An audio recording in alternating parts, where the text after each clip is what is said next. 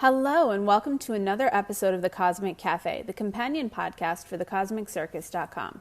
I'm Ayla Ruby, and we have a fun episode for you today. We're talking with the team behind Ghostbusters Spirits Unleashed, and we have two special guests for you. We have Gerritzen and Sophia Leader. They were a joy to speak with, so without further ado, here's our interview. Enjoy!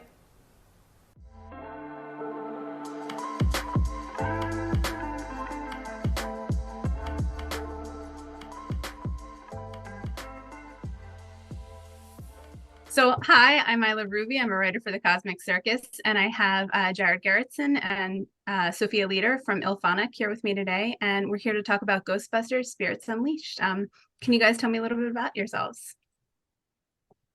Yeah, of course. Hi, Ayla. Thanks for having us. My name's Sophia. I'm the audio lead at IllFonic. I've been here for coming up to about 3 years, and yeah, we just kind of look after everything audio-based, sound design, dialogue, music, everything like that. So yeah.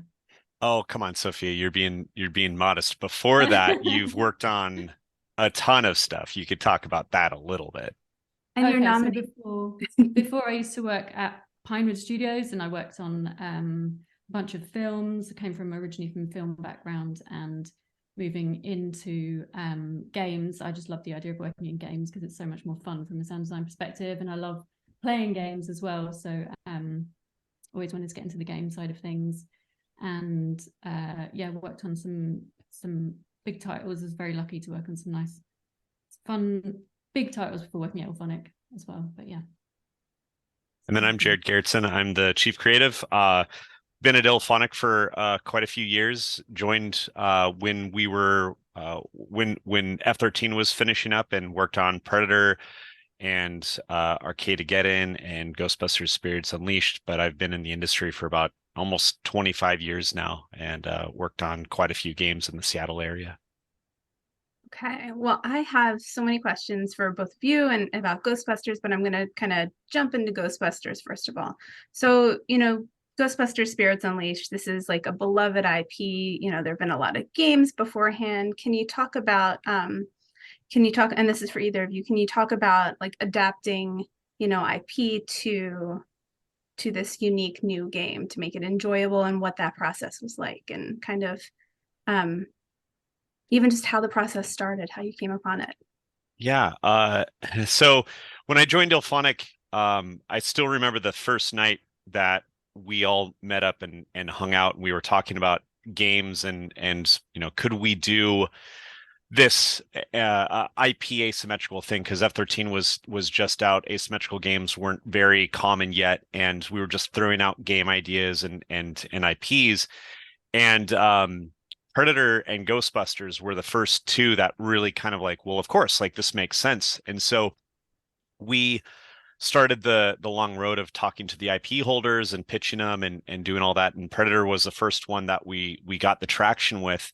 But as Predator started, we started talking to the Ghostbusters guys, and we kind of moved it forward as slow as we could so we could keep the excitement going. But we worked on it without starting it for, I think it was like our first photo was in 2018 of the Ecto one on the lot. And so wow. it was one of those things where my, me being the chief creative that gets to, kind of high level design the games and pitch the games and kind of create a lot of the different elements of the creative. It was a very important IP to myself, because I saw the film in the theater when I was like I want to say like 9 or 10 or something like that.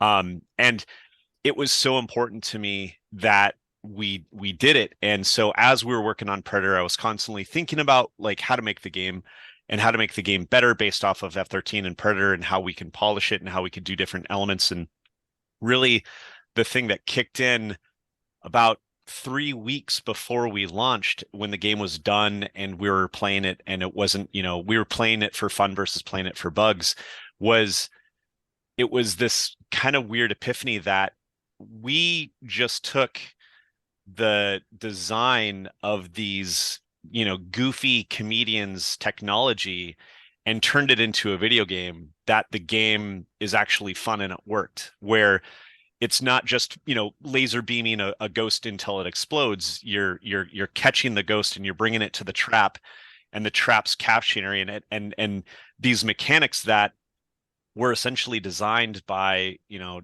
Dan and Harold and all of the other guys and Ivan back in the 80s, before video games were even really a thing where you had more than just like movement mechanics. And then there wasn't multiplayer, there wasn't 3D games, there wasn't any of these things. And it was one of those scenarios where I thought back to when we were pitching it to Ivan, and at the end of the call, Ivan's like, I'm shocked that we haven't made this yet. And it was just all of these things just kind of hit together, and it was just like, holy crap, we made a Ghostbusters game. So it's, for me, it's extremely, extremely important. Now, Sophia, you've been on the project for the whole time, right? The whole duration. Can you so what is your, like, how did you come onto like your Ghostbusters fandom or your Ghostbusters you know, what made you really excited to want to do this project and to like be, yes, Ghostbusters? I remember watching it as well when I was a kid, and I think I was looking for my old VHS, and I also had 2 DVD copies, which I don't know why I had 2 DVD copies, but obviously used to really love it to have 2. And just like, I just was so excited from like an audio point of view. And I know a lot of the different departments kind of had this like with their own disciplines, but like from an audio point of view, like the humor drives it. So I knew the dialogue was going to be like a really key thing. And the music is just amazing. But then there's also like those big sound design moments with the particle thrower and like the PKE meter and some of the ghosts, which people just know and recognize like instantly. And just being able to kind of work with the original sounds and like make something a lot more that works in a video game, because obviously things have to, you know, the mechanics of how things work are different when we put them in there, but the general idea is still the same and going back to the same kind of sound. And it was just so exciting for me to kind of get to bring that to life. And like Jared was saying, playing it when it's all come together at the end is just like, you kind of sit back for a moment, you're just like, wow, it's so cool that we actually managed to like build like an immersive world that we've watched as kids. And I think, you know, you can kind of tell that, you know, you guys all really enjoy playing the game too. You know, you're super involved with the community, like you guys do dev streams and all this, and it seems like you're all having a lot of fun, which I think, you know, that comes through. You know, it comes through to the fans and comes through to the people who want to play the game and like the game. Yeah, it's extremely important. I mean, multiplayer game like this is the community, the fans, you know, making sure. I mean, honestly, like when we when we showed the game in New York for the first time to Ghostbusters, where it's like not only did we have Jason and Gil come in, but like you know, we had some of the actors from the film come, and we had like Ghostbusters New York people come in, and a bunch of podcasters around Ghostbusters came in, and them playing it and going, this is the you know, the coolest experience of Ghostbusters that you could do with multiplayer. And it was just like, you know, thank God, you know, it was one of those things where I'm a massive Ghostbusters fan, and I felt we were doing the right thing. But having, you know, the essential gray suit saying like, this is awesome, and being super excited, and Jason and Gil pointing at things and going, oh my God, you did that and you did that. That's so cool. It was just that vindication of like, we actually we did it and we pulled it off. And I didn't really think we weren't going to, but it was more just that matter of like, okay, I'm not crazy. We did something awesome. I mean, going to like what Sophie and the audio team did, like we recorded live orchestra, and we made sound alikes with all of the stuff so people could stream it, but also, you know, just bringing in you know, all of these other people to make sure that the tone was so perfect was extremely huge. And I feel like Sophie could easily talk about that. Yeah, I mean, that's just like from a player's perspective, I think like obviously it's a different making it and kind of having that like dev perspective, but from a player's perspective, I think being able to kind of hear those callbacks, especially with the music. So our composer and music director Mark just did like an amazing job with like just kind of trying to integrate the old like original score, but like keeping it up to date. And then as well with like video games, we have to kind of split apart music and like stem it out so that it's like constantly interesting. That's like another challenge, but yeah, like it did an awesome job with that. And I think that's one of the main things that players really engage with, like from an audio point of view, is the music, because it's like everyone knows the theme, which we got the original theme, which is awesome that we can use that, but everyone knows that kind of spooky music, and like being able to engage with that really helps you feel part of the like universe of Ghostbusters. And Oh, then, absolutely. Sorry. No, you're good. Yeah, absolutely. And I think some of the sounds are like so visceral with this game too, especially like the ghost sounds. And it's just like I would love to know more about how kind of you brought that to life. Yeah, so the ghosts were really fun actually, because we love using like voice actors, and we're really lucky to have such a to be able to get such a great talent of voice actors that can. So a lot of the ghost voice acting is mainly human, and then there's some processing, some additional kind of layers of other stuff in there. But I think if you get good material initially with that stuff, you're in a really good spot already.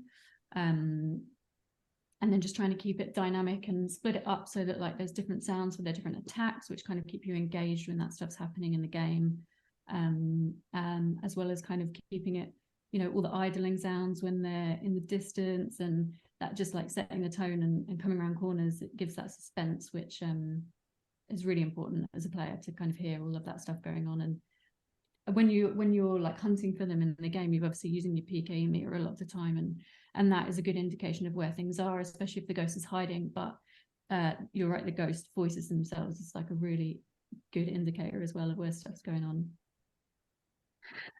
Now, so I think Jared, you mentioned a little bit about the Predator game and kind of how you were doing some of the stuff, some of the development work concurrently. Can you talk about anything you may have learned from working on Predator and stuff that you may have changed with working on Ghostbusters? Like, what are some of the lessons that you took from that experience and applied to Ghostbusters? Yeah, I mean the biggest heartbreak of Predator was we had like this was my first like from the ground up of Ilphonic development game, and I was a massive Predator. I am a massive Predator fan, and so sitting on the announce as long as we did, I was just like kind of just so excited for it. And I'd followed all of these Predator fan sites and not just kind of watched from a distance. And when the game got announced, I saw a lot of them go, "Oh, they lost to me at multiplayer.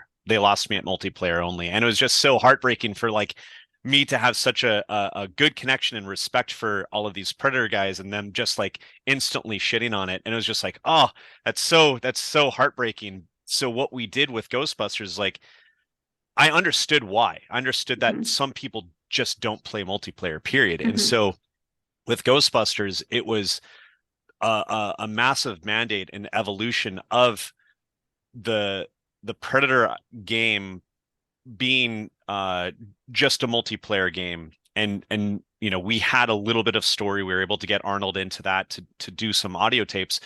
But it was one of those things where for Ghostbusters, the entire time I'm like, we need to make it so you could play by yourself. We need to make it so you could play offline. We need to make it so if you're not a multiplayer person, you could play the game and it could still be fun for you. And hopefully as the game becomes more of a second nature to the player, maybe they'll match make, maybe they'll bring in a friend and hunt a ghost, maybe they'll go and kind of mess around with the ghost. But we did that, and that was huge. That was a huge evolution, I feel, of asymmetrical games. But then when we had Arnold, it was so awesome working with him, and it was just kind of like, little kid me going like, oh my gosh, we're working with Arnold Schwarzenegger, that we're like, okay, if we're doing Ghostbusters, we have to bring in whoever we can get. And so we got Dan and Ernie, and we couldn't just do audio tapes. So we did these cinematics, and we did the story, and we didn't just kind of do like a little mini story. Like now that the game's out, Winston gets possessed by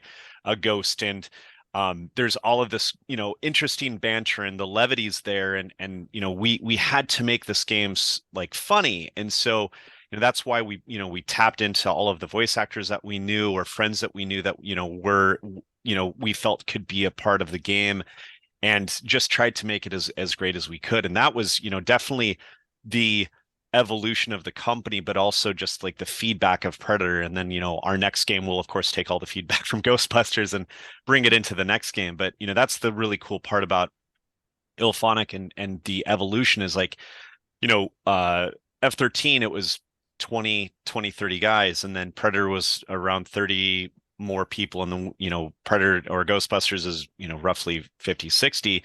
But like we brought in people like Sophia that was able to add this massive level of audio polish and working with all of the voice actors to get the best that we can out of them, and just all of these great things. And that's all because of the last game. Next game will of course evolve even further with it. So it's really been exciting and fun. One of the neat things I think about this Ghostbusters game is that Dan Aykroyd and Ernie Winston kind of shuffle you into this new into this world. They escort you into it, and they're the first guys you meet, and I think that's fantastic and so fun as a fan. Sophia, now, so Jared mentioned that he did, like, there were cinematics with it. Did you, like, what was recording with them like? What was that process like? Can you talk about that? Yeah, of course. I mean, they are just like, they're both amazing. Like, they're obviously just unbelievable. And I mean, Jared and our writers, James and Elise, did such an amazing job on the script. Honestly, it's like my favorite, probably one of my favorite part of the games is the storyline that goes with it. But then they gave the script to like Dan and Ernie, and then they just kind of just took it and made it their own characters. I mean, they've been these characters for like the last 40 years or whatever, so they know these characters inside and out, and they can just put their own little spin on it, which no one else would have been able to do. And they're just like, I mean, as you would expect with people of their caliber of acting, they're just like professional to the T, so like friendly to work with, just like, yeah, just brilliant. It was a dream working with them, to be honest. Now you've had experience in film before. You mentioned that, I think, and I'm curious what how's working in film, how's working in that medium different than working in this video game space, because I'm assuming there are differences. So for me, the main difference and the main thing which kind of pulled me towards game audio rather than film audio is it's so much more of a collaborative experience. In film, it's very segregated. It's very like, this is your discipline, audio team is right at the end. You don't talk to anyone else. Like, you just get, right, here's the film, it's all done. Do your work on it, send it like to be printed, and then it goes to the cinema kind of thing. Whereas, I love in games that, we're constantly, all of the departments, and especially Ilphonic, it's such a, tight-knit group that it's not just like leads talking to other leads. It's like anyone who needs to talk to someone about an idea or like something new that's going in the game, or that it's just like such a community. We will talk to each other about everything going on, and it spurs on new ideas, and it's just like a real insight into other departments and how they work, and it makes you think differently about how you can improve and help others improve. And yeah, it's just, that's for me is the main difference, which I think is why I love it comparatively. Yeah, that makes sense. So now the new DLC, it came out about 2 weeks ago, and it was free, which, if you play video games, that, is very unusual. We're in a world of microtransactions and, deluxe packs of games. So can you talk about that and, why it's awesome?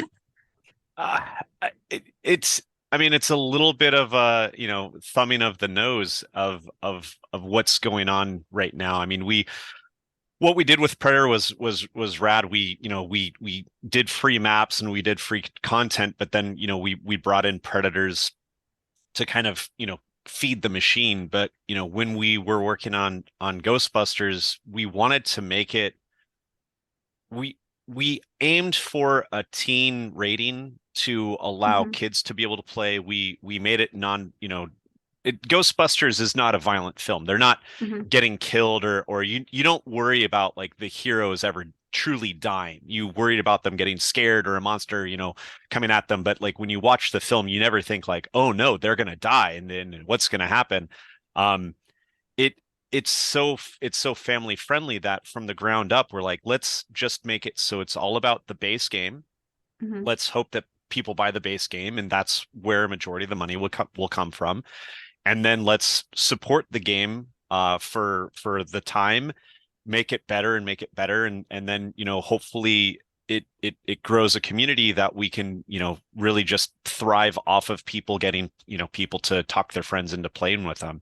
And that's where a majority of game stuff comes from. I think Mhm. that like the way that the world's going is the way that companies are working their P&Ls and all that stuff. But when we worked on the game and we're like, do we do microtrans, do we do DLC, do we do X, Y, and Z? It was like, this is Ghostbusters. Let's keep that stuff out of it. Will in the future, I don't think so, but like, there's things where it's like, let's support this for Mhm. these seasons and allow people to get into it, to get deeper into it, and hopefully they'll talk their friends into playing with them. And like there's a league that's forming out of it, and like that's growing, so that's really exciting. The Ghostbusters community is beyond excited about the real Ghostbusters content, and I'm personally like, that was like, as soon as we figured a way to make it so the shells could be replaced by other items, it was like, oh my gosh, this is so exciting. I want real Ghostbusters now, and I want the hair, and I want all those deals. And we work really closely with Ghost Course, so they actually we had to have multiple meetings like, hey, this is Yeah. is this in the Jason Reitman verse, and this is like based off of Afterlife time era and all that. Mhm. How does this make sense? It's like, well, it's tertiary canon, and they'll pick and choose what they want out of it. But like for us, we see the Ghostbusters uh you know as a whole as canon for us to use and try to pull into. So it's been really fun. Like, we're not even close to being done. Like, that's the best part, is we're everyone's so excited about DLC 1. We have other big drops that are coming that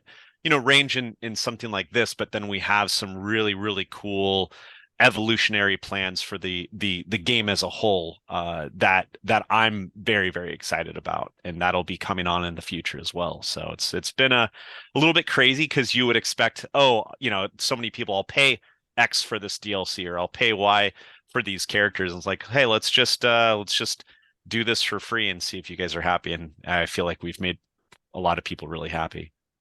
Yeah, and I know there, you mentioned the fan community. There's also like there's a modder, I guess maybe modder isn't the right word, but people make custom Ghostbusters. I saw, I think the Back to the Future guys, they made custom folks for their team, and it's just so interesting what folks do. And I know people are super interested in future DLC. Especially, the ghosts. I feel like you guys have probably been asked this before, but are the Scolari brothers going to be in, future DLC? Can you talk about that? Or I cannot talk about that. Shannon will kill me. There will be more ghosts, there will be more maps, there will be more Ghostbusters things. But there will be also big, big improvements and big additions to the game that are not currently in the game, that's going to allow the game to become a lot bigger. Um, the ghosts that we're doing, we chose to do a lot of our own stuff, just to kind Mhm. of because it is one of those things where it's an active IP. So Yeah. certain ghosts are in different places, and they have different backstories, and they have all this other stuff. And we're working really closely once again with Jason and Gil approve all of our stuff. Dan Aykroyd approves all the stuff, all of our stuff. And so Ghost Core is very deep in their lore that they've built over the past year, 4 decades. And so with us coming in and trying to do what we're doing, there's always back and forth. And so there's always things that we're trying to push for that are what people are expecting. But I would say, like, here's a big one. Don't expect to fight a Stay Puft Marshmallow Man, for example. So there's a lot of fan requests, but there's a lot of things that we just aren't able to do because it Mhm. doesn't make sense for the game. But there's also things that we're not able to do just because there's other plans for that stuff, or there's a history timeline that doesn't make sense for it to work in our universe. Now, can you talk at all about, so we've talked about Ghostbusters. Can you talk about any future games that you're working on outside of Ghostbusters, or is that, what's Man. You sound like my devs. Sound like, I mean, right now we're really focused on Arcadegeddon. Yeah. And we're still working on that. And we're focused on the evolution of Ghostbusters and bringing it to be a bigger thing. And there there are other games. There's like a secret document that myself and Chuck, the CEO, have that we're banging out different IPs or different game ideas or different things. But right now there really hasn't been much movement on what that next thing is, because we really want to make sure that Ghostbusters is in the best place, and we evolve that in arcade over the next year. So there will definitely be another game, and we'll definitely talk to you probably in a year or two. But right now it's a big focus on Ghostbusters, and me being such a big Ghostbusters fan, it's kind of exciting to kind of make it better month after month. Okay, my last question for both of you to kind of close out things. So when you guys play, do you play as a ghost or the Ghostbuster? And if you play as the ghost, what type of ghost is your favorite? Oh, I'll that's let a you good go, question. Sophia. I really suck at playing as the ghost. I'll be honest with you. I really suck at it. Some people are so clever, like they can just, and I've just not got that like speed. So I play as a Buster more regularly. But if I do play as a ghost, then Ghoulie is my favorite. I think he's Ooh. really awesome. Yeah, and it How about depends you? on my mood, honestly.